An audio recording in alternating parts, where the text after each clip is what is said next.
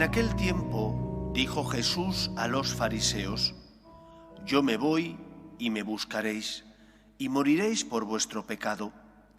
Donde yo voy no podéis venir vosotros. Y los judíos comentaban: ¿será que va a suicidarse y por eso dice, donde yo voy no podéis venir vosotros? Y él les dijo: Vosotros sois de aquí abajo, yo soy de allá arriba. Vosotros sois de este mundo, yo no soy de este mundo. Con razón os he dicho que moriréis en vuestros pecados, pues si no creéis que yo soy, moriréis en vuestros pecados. Ellos le decían: ¿Quién eres tú? Jesús les contestó: Lo que os estoy diciendo desde el principio. Podría decir y condenar muchas cosas en vosotros, pero el que me ha enviado es veraz, y yo comunico al mundo lo que he aprendido de él. Ellos no comprendieron que les hablaba del Padre. Y entonces dijo Jesús: Cuando levantéis en alto al Hijo del Hombre, sabréis que yo soy, y que no hago nada por mi cuenta, sino que hablo como el Padre me ha enseñado, y que el que me envió está conmigo. No me ha dejado solo, porque yo hago siempre lo que le agrada.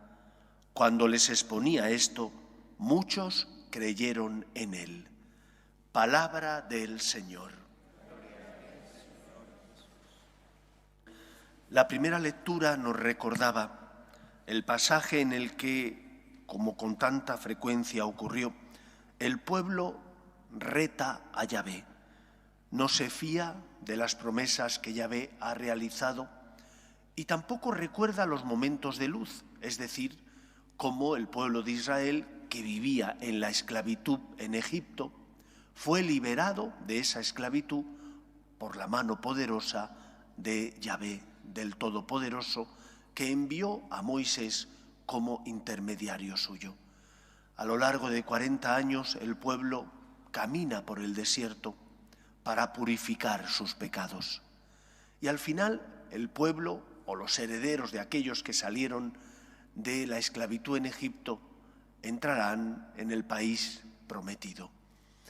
Cristo es el que, como puente, se convierte en aquel que nos da acceso a la promesa de Dios Padre. Decía el Evangelio: cuando sea elevado, atraeré a todos hacia mí.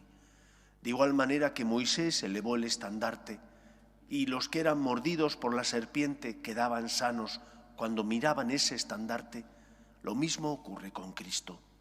Cuando nosotros le miramos, cuando nosotros le pedimos ayuda, cuando nosotros nos abandonamos en él porque nos fiamos del poder de la gracia, entonces se produce en nosotros la salvación. Eso que tantas veces os he dicho, que el santo no se hace a sí mismo, sino que más bien el santo se abandona en Dios y se deja hacer por él.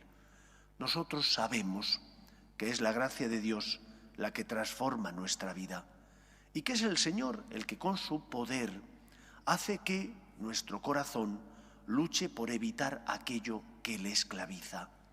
El problema está en que nos dejemos querer y amar por Dios. El problema no está en que Dios no haya dado lo que tiene que dar para salvarnos. Está en nosotros. El regalo Él nos lo ofrece, pero ¿lo queremos acoger? O por el contrario, no deseamos acoger el don, el regalo de la salvación. Acoger ese regalo implica confianza en Dios. Acoger ese regalo implica fiarte de Dios. Y como el pueblo de Israel no se fió de Dios y una y otra vez se rebeló contra Él, eso mismo ocurre en nosotros. ¿Y cuándo nos rebelamos nosotros contra Dios? A veces cuando no comprendemos sus planes y tenemos que abrazar la cruz inevitable, la enfermedad o la muerte de un ser querido, y en lugar de saber que todo tiene un sentido, que nosotros no lo comprendemos porque somos pequeños, finitos y limitados, pero que Dios es el Todopoderoso y Él sabe por qué, y en lugar de fiarnos de Él, nos rebelamos contra Él. O cuando, habiendo sido educados en una familia donde nos han enseñado a distinguir el bien del mal, nos dejamos llevar por el relativismo, la secularización en la que vive nuestra sociedad, Y entonces, en lugar de hacer lo que nuestra conciencia nos dicta, hacemos lo contrario. Lo contrario porque es más cómodo, lo contrario porque no queremos sacrificarnos, lo contrario porque nos dejamos llevar por estos vientos de relativismo en el que vive nuestra sociedad. Pero tú sabes que no puedes ser un veleta, tú sabes que existe el bien y el mal, tú sabes que no todo es bueno. ¿Por qué no haces caso a lo que el Señor te dice? ¿Por pereza, por comodidad, para no complicarte la vida? O cuando el Señor te pide que seas generoso, entregándote, que perdones como tú quieres ser perdonado, o que des tus dones, tanto materiales como morales y espirituales, para ayudar a los demás, pero no lo quieres hacer porque no quieres salir, como dicen ahora, de tu zona de confort. Quieres un Dios del cumplimiento. El Dios cómodo de los fariseos cumple una serie de normas y de leyes y quedó justificado. Pero ese no es el Dios revelado. Cristo nos enseña que el amor verdadero es el de aquel que se entrega. Y por eso nos da el mandamiento del amor. Amaos los unos a los otros como yo os he amado. ¿Y cómo nos amó Cristo? Entregándose en la cruz, muriendo por nosotros para salvarnos.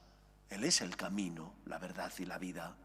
Tú puedes decir lo que te quieras decir, puedes justificarte para no hacer lo que el Señor te pide, pero el problema no está en Dios. Es de Dios, sí, porque Él es tu Padre, te ama y sufre por ti, pero no está en Él, porque Él ya pagó la deuda contraída por tu pecado. Él ya permitió que su Hijo muriera por ti para salvarte, pero tú te quieres dejar curar.